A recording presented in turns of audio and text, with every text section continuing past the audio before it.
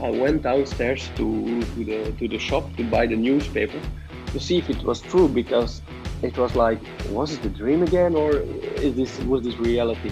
And even when I had the newspaper, I was like, okay, am I dreaming now that I'm having a newspaper, or is it reality? Edo, welcome to the No Chof Des podcast on the OLB. Don't forget to hit that subscribe button, hit that like button. I'm your host, Stel. Unfortunately, Roy isn't here with me because he's working. They're 2 hours ahead in Cyprus. I've got the day off work. I love Roy anyway. But we have a special guest on this podcast. He was only out on money for a year, but blimey, they still remember him. We still remember him. Gunter THIEBAUT. Welcome to the show, Gunter. Have I pronounced your name correctly? Almost. Gunter THIEBAUT. But Well, it's closer than how they pronounced it in Cyprus that time. So well, I'm from England, so we don't seem to pronounce we put an emphasis on the G, but you guys have, it's like a J, isn't it? Like you pronounce it like it's quite impossible for people who don't speak Flemish or German to. Can I call you pronounce Mr. my T name. then? Would that be easier if I called you Mr. T though? It sounds good, Mr. T. So it sounds good. Great. So, well, thank you so much for joining us on the podcast. I know you're a busy guy. You've got your own agency at the moment. How's that working for you? Yeah, it's going well, and of course, it's I would say it's the time of the year, but it isn't yet because of COVID and all the budgets that the clubs are still in troubles, and also with the Euro that's coming up, so they are preparing a lot. But okay, we need to be there, of course, and we are visiting a lot of clubs, a lot of talks. So yeah, okay, it's a nice period now because you are a lot in contact with all the clubs, but also a stressful period, of course, because the players are looking forward to what will happen, and they are counting on us, of course, to finalize the deals. Absolutely. And are you confident that Belgium can win the Euros? Got probably the strongest squad out of the rest, I guess. Well, let's say that we are a big candidate, and I think we should have this ambition also, because in Belgium we're always a little bit, will I say, we can be more ambitious. If you speak to a Dutch guy from the Dutch team, they will say it doesn't matter what happened, we will become a champion. And we Belgians, we are always there, yeah, maybe. But I think, okay, with this squad, if it doesn't happen now, I don't know when it will happen then. Yeah, it's a tricky one, because I remember growing up watching Italia 90, for example, that the main standout player for Belgium was Enzo Schifo. What a player he was. But now you got Eden Hazard, you got Thorgan Hazard, you got Kevin De Bruyne, you got Lukaku, you've got so many players, and I guess it's difficult for Roberto Martinez because people are expecting so much from this golden generation. But for him, it's not easy to make a selection because, like you said, you have so much choice. For some players, it's even a shame because they are so good, but they still have somebody even better in front of them, so they cannot call up for the national team. And in any other generation or maybe any other country, they always will be international. And here you might have the problem that you have Eden Hazard in front of you, Kevin De Bruyne, Lukaku, Witsel. So yeah, that's a shame for some people. But of course, for Martinez, I think it must be amazing to make such a selection and to train such a selection. It's a good problem, you know. It's better to have variety. Yeah, it's a luxury problem, I think. So. Brilliant. Well, let's talk about your time at Omonoia. You joined the club, I think you're 24 years old. You played for a couple of Belgian clubs prior to that, but Omonoia, out of all the clubs in Europe you could have gone to, did you know much about the club? How did no? Nothing. It was just because they had a Belgian trainer, Henk Houwaert, and then a Belgian assistant trainer, John Ottervaren. And Henky just won the championship with Omonoia after so many years. And he came to Belgium, he called me and said, are you interested? At that moment, I was playing already 3 years in first division in Belgium here. My club, Eendracht Haals, had some serious financial problems. And I still had my contract, so they took me actually on loan, and then in the meantime my club went broke here in Belgium, but for me it was a nice adventure, and it was something I was looking forward to because we would play for the championship, we would play for the Super Cup preliminaries, Champions League, where we got a little bit, sorry for the word, a little bit got screwed by the referee in Belgrade. And for me, it was amazing. I scored the 1-1 against Red Star, yeah. At home. So yeah, it was something I was looking forward to. It even it was Cyprus, but okay, it was a Belgian coach that I knew, of course. So that was for me quite important. Well, I want to talk about that game in Belgrade, but before we go into that, can we just rewind to when the deal was made? Because you doing what you do now from an agent perspective, or transfer wise, what were the main differences back then to what you're doing now? If you were your agent back then, how would you have done things differently, or would you have done things differently? In that time, of course, you didn't really have too many agents, so it was a different period also with money and things like that, because the amounts are much bigger now. After maybe I shouldn't have gone so young to Cyprus, but the problem was also that my club didn't allow me to go to Belgium or to Holland, for example, because I had some clubs who wanted to buy me, and they didn't allow it. And I really wanted to go. So as an agent, what can you say at that moment also? The club has a lot of power, of course, also, because they can say yes and they can say no. I think that if I would have been an agent that time and I was his player, that maybe I should have focused a little bit more on individual, guidance and especially on individual training. Because I only start to do that later on in my career, to do a lot of individual training, and I think an agent he really needs to speak with his player on what he still needs to do, because in a club most of the time you only do general training, as you don't focus too much on individual skills, and I think that you should train on your strong points. And I have a different point of view than other people sometimes, but I think if you do individual training, forget to train on weak points, because this you will train on general trainings. And this is what I'm telling to my players also. And this is really perspective from an agent. If you want to do a transfer, why do they buy you? Because you're excellent in something that they cannot find in other players. If you have something weak and you just become a little bit better, they're not going to buy you because of this. If you have a 4 on 10 and you train a lot and you become 5 on 10, they're not going to spend money for this. But if you have a 7 on 10 and you make sure you will become 8 on 10 and even 9 on 10, they will pay money for it. And this is what I do a lot with my players, that if they do individual trainings, we're going to really focus on the strong points. And this is what I missed maybe when I was younger, and I realized only later. And Roberto Martinez, he said this in the newspapers 1 week ago. He said one of the reasons why Lukaku is so good, because he focused on his strong points.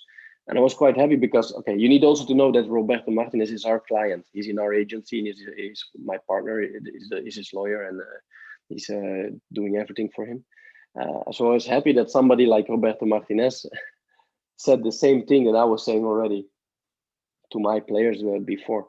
And maybe this is something when I was an agent that time, I would say to me as a player at that moment, focus on your strong points, do more individual training, because there's one simple rule.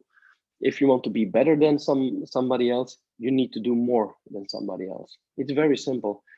If you only train the trainings with your team, you will never become better than all the rest. If you want to be better, you need to do more. It's quite logic, it's quite simple, but you need to have people around you who put your focus on this. 100%. I've got a friend that was at Chelsea's academy in the late 90s. Leon Knight, he was training with Casiraghi, with Zola, with Vialli, all these other players, and he'll tell me that Zola would be one of the first players in training. He'd get the substitute goalkeeper. He says, right, I need you in the goal. I'll take my free kicks. And he'd be the last one to leave as well. Yeah. And that's the difference between being a very good player and an elite level player. Yeah, I agree totally. When I was playing in Holland, then I said, after training, I said also to the young boys, I said, okay, I need somebody who's giving the long ball onto the right side and the left side to the wingers. I need a young boy on the wing. I need a third goalkeeper in the goal, and I'm just in the 16. And give me crosses. And yeah, I think I had in a whole week maybe 400-500 crosses. And then on during the weekend, this cross that is coming, it's just one of these crosses. It's not that you need to start thinking, oh shit, what do I need to do? No, you're doing it. You don't think anymore, and this is the thing that you need to get when you're playing a game, that you don't think anymore. I scored goals at that moment that they asked me, how did you do that? And I needed to be honest, I don't have a clue. I just reacted, and I was in kind of state of how we say, of mind. Yeah. My body reacted. It was not me, it was my Instinct. my She was yeah, instinctive. instinct. Yeah. Instinctive that I reacted. And these were also my best seasons, when I trained so hard on my best skills. And the moment I was in Omonoia, I didn't reach yet this level, because like I said, at that time you don't have people around you who tell you, okay, do this or do this. It was okay. It's logic. It's a long time ago. So it's 20 years ago. It was a different kind of training, different kind of agents. But I think the new generation of agents is doing it differently. As it should, I was saying, as it should. It's a dog eat dog world, but a lot of agents get bad reputations because of how others behave. But then you've got the good ones that know exactly what they're doing and follow the rules, and it is what it is. But let's talk about the qualifier. The first leg, you drew one apiece against Red Star Belgrade. We went into this game, I wouldn't say full of confidence, because Red Star Belgrade, they'd won the European Cup 10 years prior to that. They're still a good team. But obviously, we gave it our all, and we got the 1-1 draw when you scored. You came off the bench and you scored. First of all, what was it like for you guys going into this game? Because I guess the atmosphere must have been incredible. It was amazing. I think it was a full stadium. It was full of how you say this with the fire, Bengals. In Flemish, we say Bengalsvuur. The smoke, torches, flares, these things. So it was amazing, and of course, when I scored the equalizer, the whole stadium exploded, and it's still one of my most beautiful memories I have. It's something that you dream of as a player, to score such an important goal in a stadium. There's nothing more beautiful if you see so many people happy around you. You make these people happy, and you don't think about money or something else at that moment. You're in some kind of state. You're out of the world, and if you speak with players, then and you can ask them, did you ever dream of something very important that you did in your career, but then you woke up and you're like, shit, it was just a dream. And almost every player will have this. You're like, it's a deception because it's only a dream. And the moment I woke up the day after from Red Star, and it's really true, I went downstairs to the shop to buy the newspaper to see if it was true, because it was like, was it a dream again, or was this reality? And even when I had the newspaper, I was like, okay, am I dreaming now that I'm having the newspaper, or is it reality?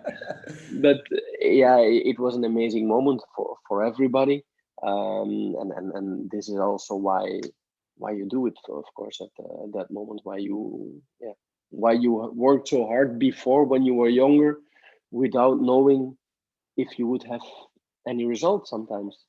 Yeah, and did you remember, or should I say, do you remember much about the goal itself in terms of how good that play? Yeah. The thing I remember is that it was a cross from the right side, and I just put my we were with a full of bunch of defenders and people in the 16, the 5 meter, and I just throw myself into it. I touched the ball without really being sure to get it. And I saw him going into the goal. This is what I remember. I just throw myself to the ball. And yeah, he went in. So it was not something that I knew that was going to happen, but it was more like we said, like instinct as a striker. You just throw your body, everything into it, and you know a little bit where the ball will fall. But this is, I think it's a little bit. It was like a striker goal. Just go for it, and okay, then you score. Don't think, just do it. So let's talk about that second leg. You've gone to that stadium, which I can only assume was absolutely hostile. Their fans are something different in that part of the world. I mean, I thought the Cypriot fans were crazy, but yeah, back. This was a different level. Mm-hmm. This was a different level. If you go, it's also one of the most beautiful moments. It's when you go into the tunnel.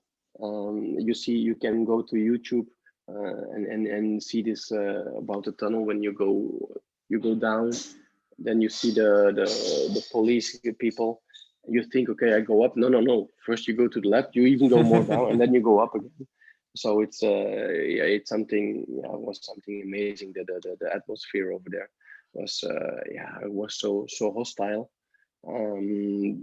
But okay, it was nice, of course, also this atmosphere. But this tunnel, it's like you say, you need to watch this on YouTube. It's a crazy thing. It's a crazy thing. The atmosphere didn't seem to play much of a part in terms of a psychological perspective, because we were 1-1 with 20 minutes to go. Kaiafas scored the equalizer. Yeah. And then they went 2-1 up. Now, you mentioned we were screwed in that game, and I'd like to know your side of things, because not many people talk about this game. And the reason why, because I think it was kind of overshadowed by the Dinamo Moscow game many years later, when we had a couple of dodgy decisions go against us. But this was also another big one for us, wasn't it? Yeah, of course, because we're losing 2-1. We get in the last minutes. We always need to get a penalty over there.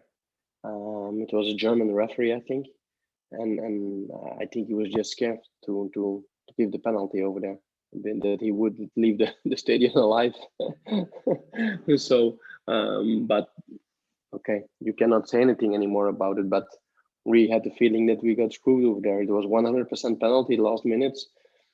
If he gives a penalty and we score, we go to the last round of preliminaries against Werder Bremen. We needed to play. Even if we went out, then we went to Europa League, to the stage, and otherwise we went to Champions League, to the stages. So it changed a lot, of course, because Anyway, if we would have scored that penalty, we would have played or Europa League or Champions League, the stages. So, and that for the club would have been also a big difference, of course, financially. And then we went out quite early, and I think it was a problem for us, because we needed to reach high level quite fast in the beginning of this preparation already.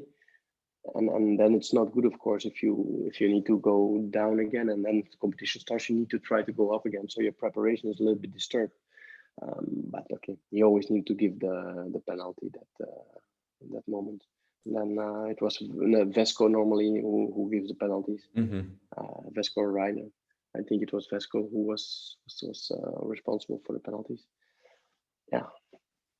But okay, we don't know. But it was in the last minute. So if we scored that one, it would have been completely different story. So you're not saying it's anything to do with match fixing, but it's basically the referee being too afraid to make a decision against the home side because of the situation of what may occur after the game for him in terms of his safety, I guess. I always believe in integrity of the people. So, and I don't say maybe he did it really on purpose, but this people around maybe had some influence also. Yeah, which I'm sure has happened many occasions, but it is what it is. And you mentioned that we needed to start the season on a high, and this happened quite soon in the season. Do you think that kind of led to like a downward spiral for the rest of the season? Because I think we finished fourth that year. We just missed Europe, yeah.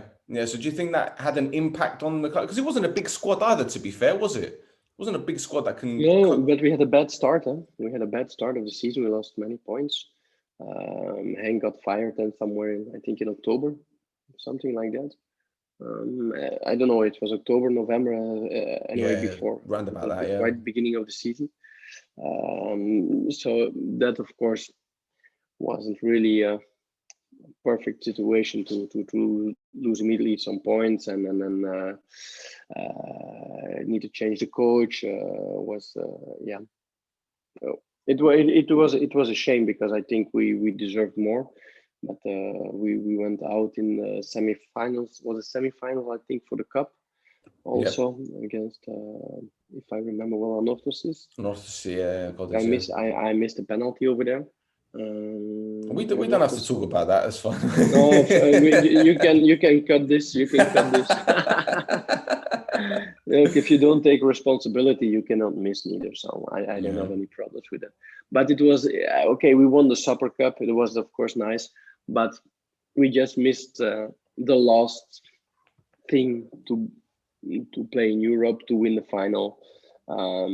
So yeah, maybe it was because we needed to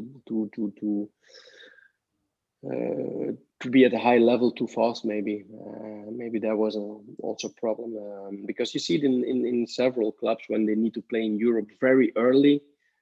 They don't have such an easy season, because they cannot build up the preparation like it should be. Um, Normally, you have your 6 weeks preparation. You build up, and that moment you start the competition, and you can go for a long time. For us, it was different. We needed to be already there much earlier, and then of course I maybe some, yeah, with psychologic also that you go out. It was quite, yeah, I was quite ashamed. So maybe this also plays in the head, but it was a shame. We missed that. Just we were always close, but we couldn't reach it, and that was a shame because okay, I came also of course to play for Europe. We went out early and we didn't get it at the end. So it was. I don't say it was a deception, but it was a shame at least that we didn't get the targets that we wanted. Yeah, the thing is, when you came to Cyprus, did you think that it would be a bit of an easy league? No disrespect to you or Cyprus itself, because Rauffmann had been the top scorer the previous 4 or 5 seasons or something like that. He was banging in goals left, right, and centre. You see Omonoia in the qualification stages, and as you said, you wanted to be challenging for Europe. So did you think when you came to Cyprus, it's not going to be an easy league, but I've got a better chance of being a success here than I would back home? No, not exactly. It was just a new challenge, and then I couldn't, like I said in the beginning, I didn't know much of it, so I didn't know much about the league. It was from Hank who told me.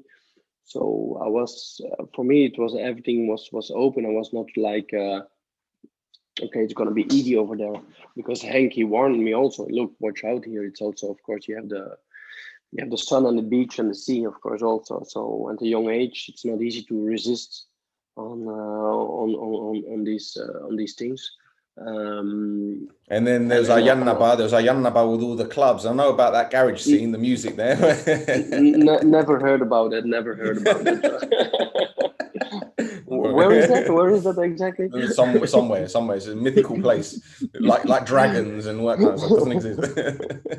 No, of course it was tempting, and of course sometimes, like I said, maybe it is right. It's not easy if you go at a young age to Cyprus, because the temptation to go to beach and sea, of course, is there when the good weather is there, and that's not easy at a young age to resist and to be professional. But the problem, of course, also is you train or very early or quite late. So it's not that you train in the morning and then you after that training you still can do a lot of exercises, because if you train early in the morning, it's much too hot after that to keep on training, keep doing training. Um, so, but I don't, like I say, I don't regret at all. On the contrary, it was an amazing experience, and I think every challenge and every experience brings you something later. And look now, okay, I'm an agent now. 1 month ago, I was there with Rainer Rauffmann. Was that invited for the last game against Apollon? Okay, I had the meeting.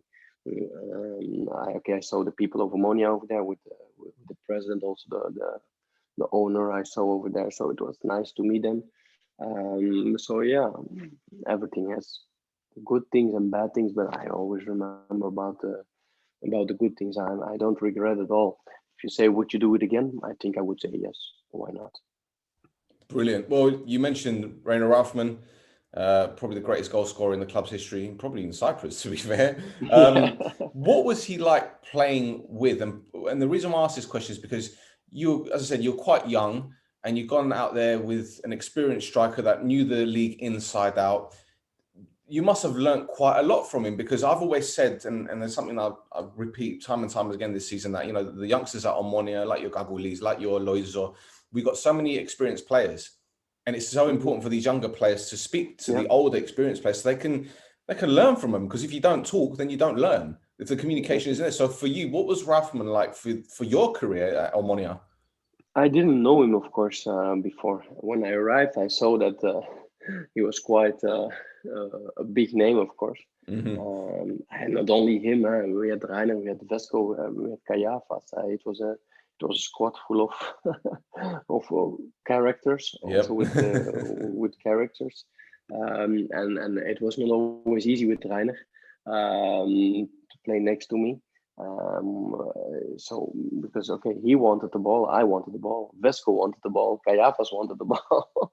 So it was not always so easy. And of course we had our fights, Reiner and I, but always with a lot of respect. And that's what I say, and what I just said 1 month ago when I was there, invited by Reiner to see that game. So it shows that you that you respect each other, and you're at that moment professional. But of course, it was great to. Sometimes he scored goals, and I was like, "How did he do this?" And how fast he was, and how easy he scored, even how strong he was in duel. I was surprised. Of course, I learned a lot from him, and how will I say? Yeah, he showed me also that you need to be a character. Don't just don't be a pussy, because then everybody will go over you. And then but it was also good. Like I said, we had some tough characters, but we had an amazing team. Like I said, the Iotis Panayotis, we had Petros Konafis, and we had. Like I said, the best Joachim was there. Joachim was amazing. Also, we had Theodotu. Yeah, incredibly nice guy. You had Nicolas Nicolau, I think. Yep. You see, after 20 years, I still remember the name. Elias Haramos as well. Yeah. We had Pitas, who was a young boy at that moment, was coming with the long hair. So yeah, we really had a very nice team, and I mean not only on the pitch, also outside of the pitch, even with all the characters. So we had in the team. I'm glad you didn't mention a certain player whose surname begins with A, because we don't talk about players like him that go to another club in Nicosia. So we don't talk about that guy. Was Alon Neftis there? Was Alon Neftis there when you were there? Oh, yeah. Don't talk about him. Yeah. See, I mentioned him. That's it. Forget it. Okay. He was still very young. He was also young. Yeah. Okay. Well, what about Vesco then? Because, you know, another fantastic footballer. Very. You know what? When I talk about these foreign players that came to Cyprus, to my friends who are obviously in England, they're like, "Oh, I've never heard of him." But then I go on YouTube and I show them these clips, and they're like, "Wow, these players could have done it in, all right, maybe not in the Premier League, but, you know, in like the Championship or, you know, League 2, you know?" Yeah, but that's why I say you cannot. I don't underestimate Cyprus, and from that time also, it's quite a good level. Of course, there's a big difference between big clubs and small clubs. That's logic, because it's a small island. It's logic that the difference between the clubs is bigger. But like I said, all the names that I mentioned, Vesco, Kaiafas, they could have played in another league and have a nice career. But like I said, you also have the life, of course, in Cyprus, and I think this is also some quite important issue to maybe when you have a good contract and you have a good life over there, now you can ask yourself, why should I go somewhere else if everything is okay here? And Vesco is also still still in Cyprus. So Okay, so what about Kostas Kaiafa, another player who is embedded in the club's history? His dad played for the club. I believe his son is at the club, if I'm not mistaken, as well. Youth academy. I'm not correct me if I'm wrong. I'm not sure here, but another player that stood out when you talk about like your Maldinis at Milan, your Baresi at Milan, all these. He was kind of like that kind of character at the club. What do you remember of him? Amazing footballer. He had such a nice technique, but also he was a very nice guy. Except when he became angry. when it was not like he wanted, then he could become very very angry. Also on the pitch. Because sometimes you get some cards that you think, oh come on, Costa, stay calm. But it was how will I say, a footballer with a lot of flair. How you understand, with a lot of flair, some very nice to watch. He was a good football player. He looked good. He was a nice guy. Yeah, it was just very nice to play together with him. And of course, his father was in the club, so he was like, the name is a very okay. I think it's a very big name in Omonoia. Yeah, steep in history. Yeah, but he was, like I said, I loved it to play together with all of them, and also with Kostas was a great guy. Like I said, it was also a nice but not an easy character. But okay, this you need at a certain level. You cannot be a pussy when you play at a higher level. You all have characters. You all have egos. You need to be honest about that. You all want to be the best, and you just need to find a good mix to play together.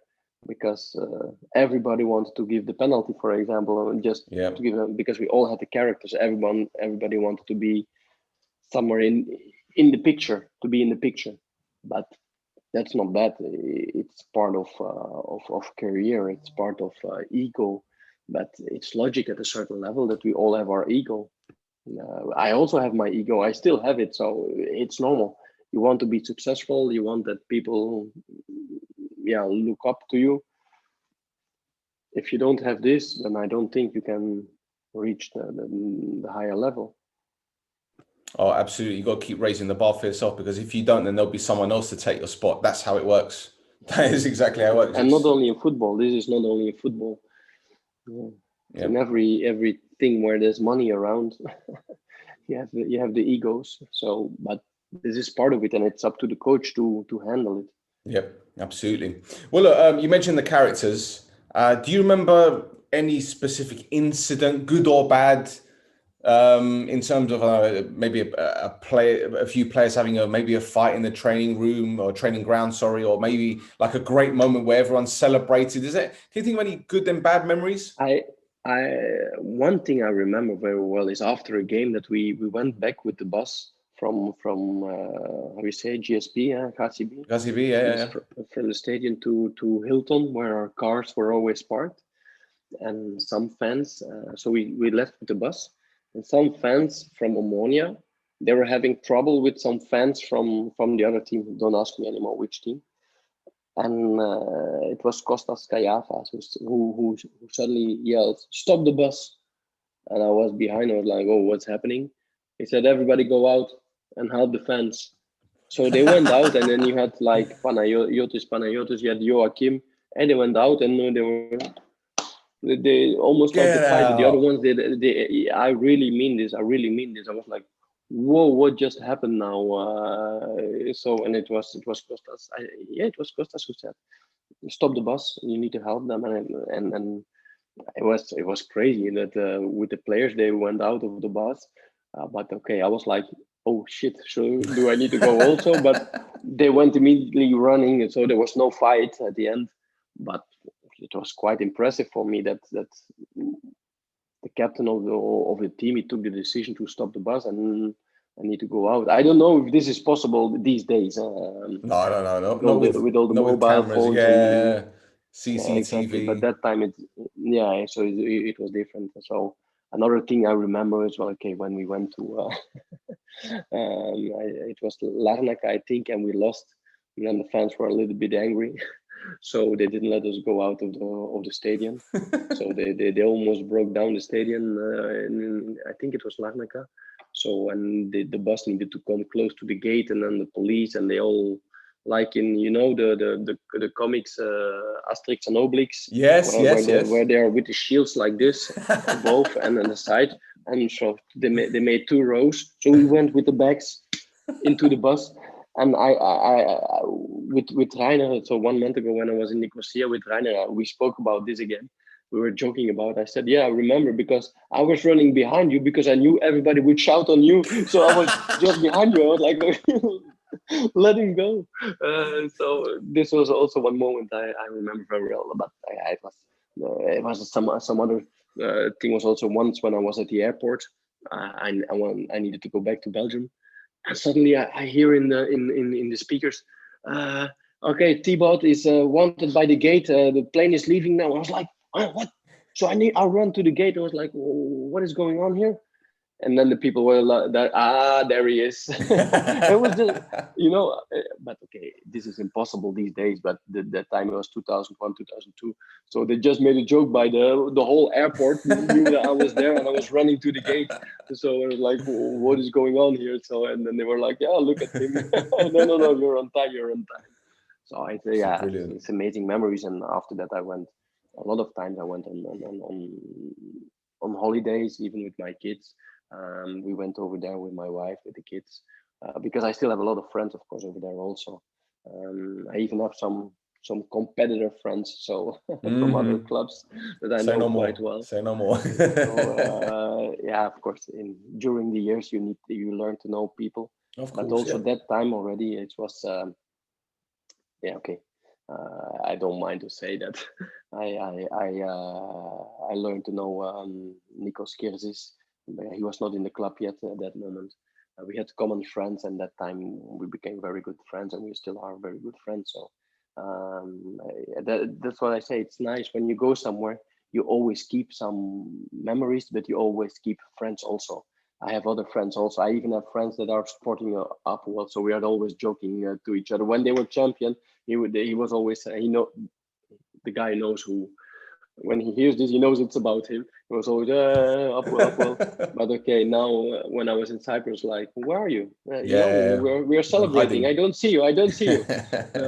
And the day after, he came to the hotel also. So yeah, I know it's nice. I still have several friends over there. So.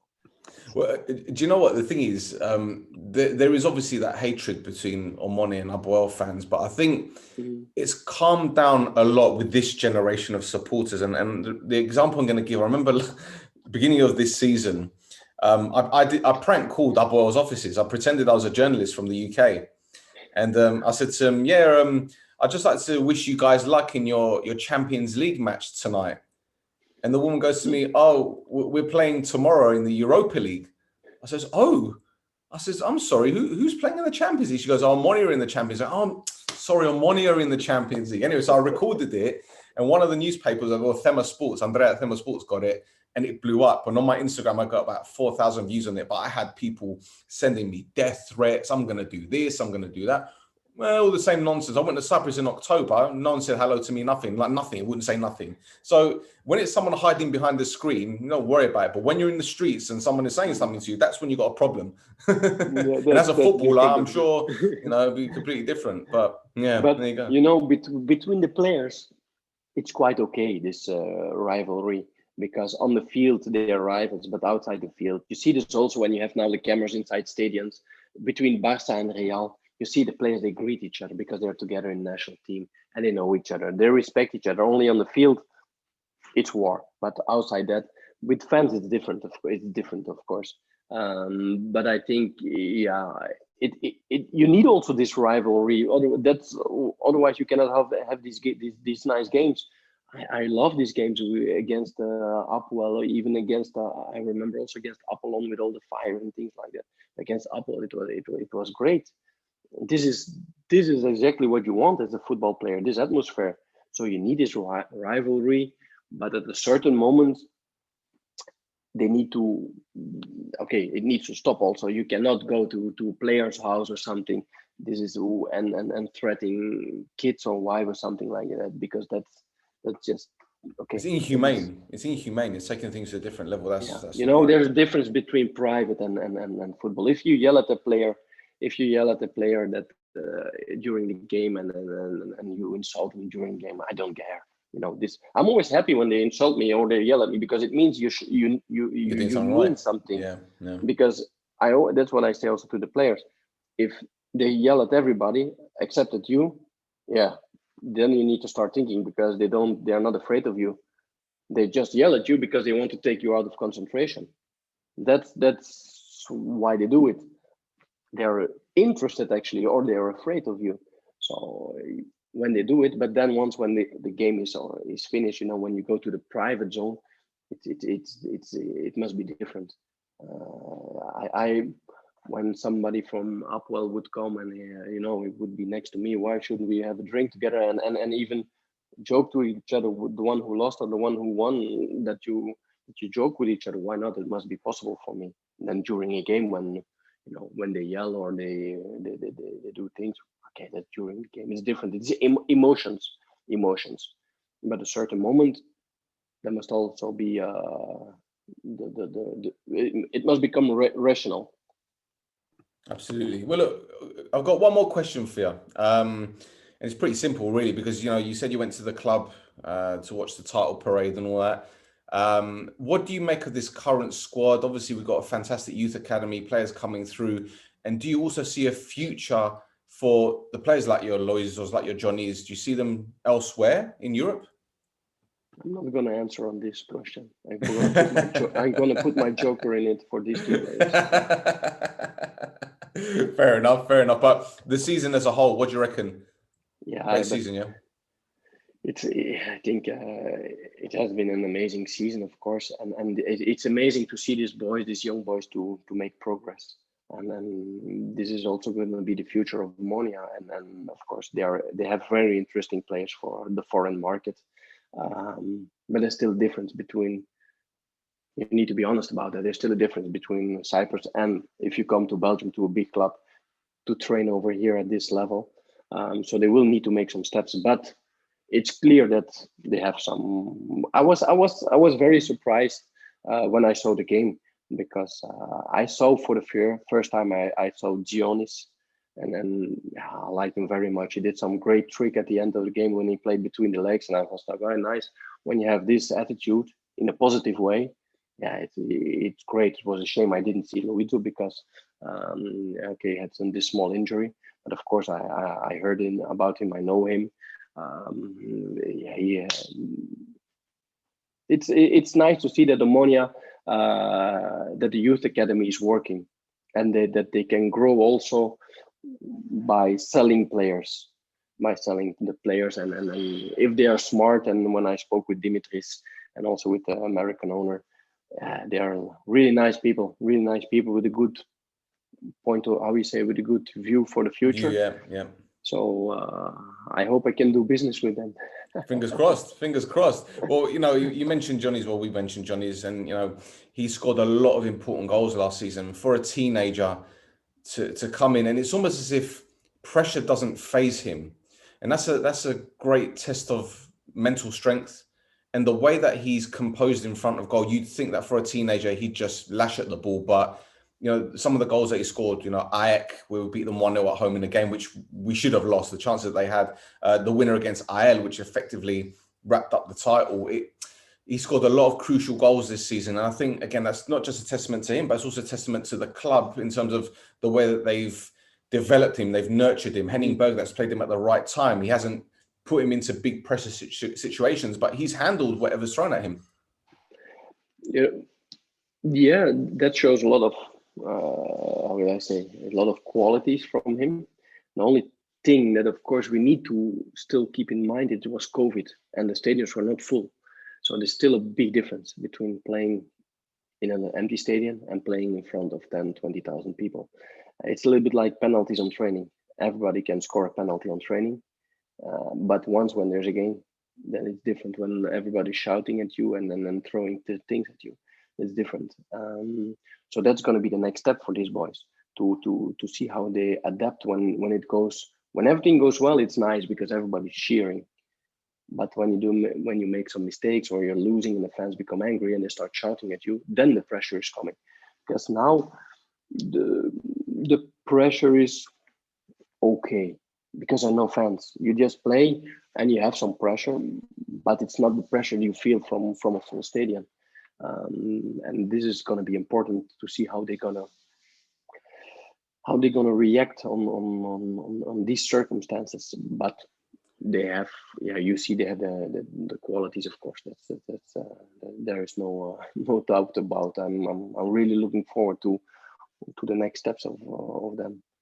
But would you say having like an Instagram or a social media account is just as hostile, really? Because people are effectively messaging you on your phone, sending you all sorts of stuff. Yeah. So, okay, standing in front of 10,000 people hurling abuse at you is one thing. Don't get me wrong, it is a big thing. Mm-hmm. But when you got your phone constantly going off, you can delete the app or whatever, but But that's why a player should have two Instagram accounts. You have the private one that you keep private and closed for only your friends and people around you, and like what we do.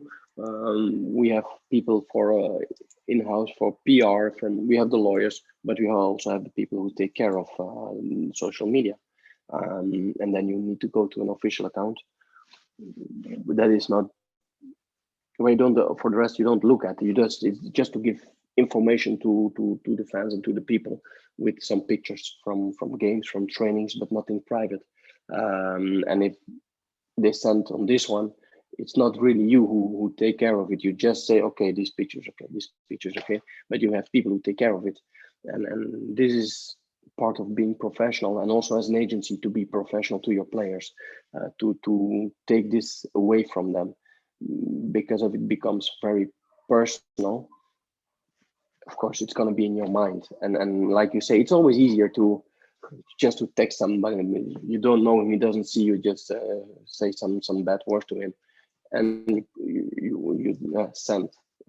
But it's that's easy. That's why you need to separate it. These things as a player, you have your private, what is for you, your friends, your family, and you can put stuff on what you do. And even then, you need to watch out, because a screenshot is very fast. Done. Oh yes. But then you have your official account. That's professional people take care of it, and you just delegate. How you say? You just say, okay, this picture. They ask you, well, now tomorrow's the game, or after the game, or we have training, something special. We're gonna put this. We're gonna post this, and for the rest, you don't care. I know, not you don't care, you don't mind about. Of course you care about, but you're not busy with it. You don't see what is coming in. And if they send messages on this one, okay, who cares? You don't read them. Don't let it come into your head, because then your brain's gonna explode.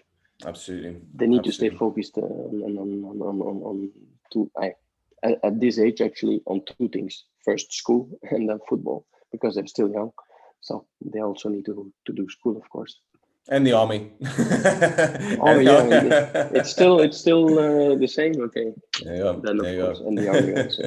Then the army also. There you go. Well, Gunter, thank you so much for your time. Really appreciate it. I know you're a busy guy, and it's been an absolute pleasure having you on the podcast. I hope you can come back on again, and I wish you all the best. And hopefully we can keep in touch.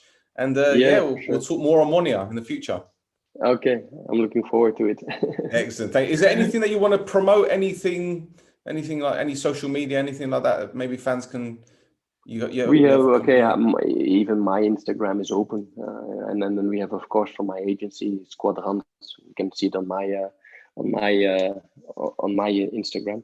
But people who want me or need me, they will find me. It's not these days. It's not difficult to find somebody on the internet. So only thing I would say, if you want to do business in Belgium, call me. 100%. I've got your number. I've got some ideas. Well, we can talk about another day. But I'll leave you. Hey, there you go. Right, guys, that was the No Choftes podcast. Hope you guys enjoyed it. Hit that like button, subscribe, tell your NOUNA. So until next time, come on.